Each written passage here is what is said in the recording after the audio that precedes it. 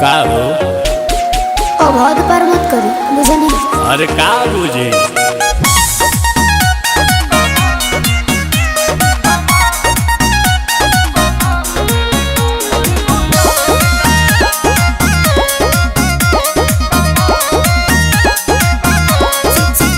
शीतलहरी में बहरी न जाइए पिया, इस शरीर का समीर न बनाइए पिया। शीतलहरी में बहरी न जाइए पिया, इस शरीर का समीर न बनाइए पिया।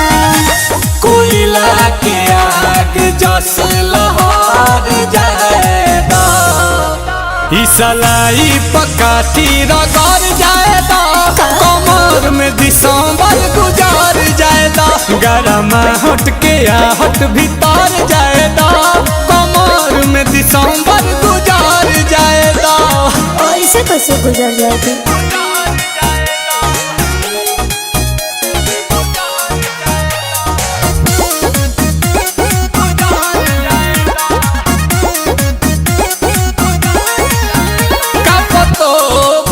चापतो बारू आग पुअरा के तू तापतो बारू। अरे जड़ नहीं अड़े पिया नवा हो, होखे तो गरम तनी खुनवा हो। सारी चिंगारी होई बार जाएगा, तो सलाई पकाठी रगड़ जाएगा, कमर में दिसंबर गुजार जाएगा। गरम हट के आहट भीतर जाएगा, कमर में दिसंबर गुजार जाएगा। ऐसे क्या कहते हैं?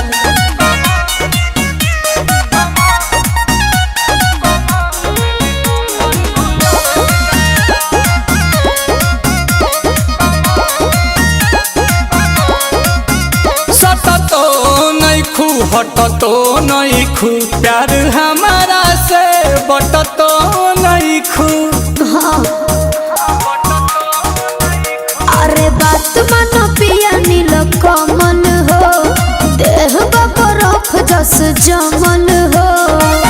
तदहिए में गरमी कबार जाएगा, कि सलाई पकाठी रगड़ जाएगा, कमर में दिसंबर गुजार जाएगा। गरम हट के आहट भीतर जाएगा, तो कमर गुजार जाएगा। अब हद पार मत करी, बुझे नहीं। अरे तो चलो।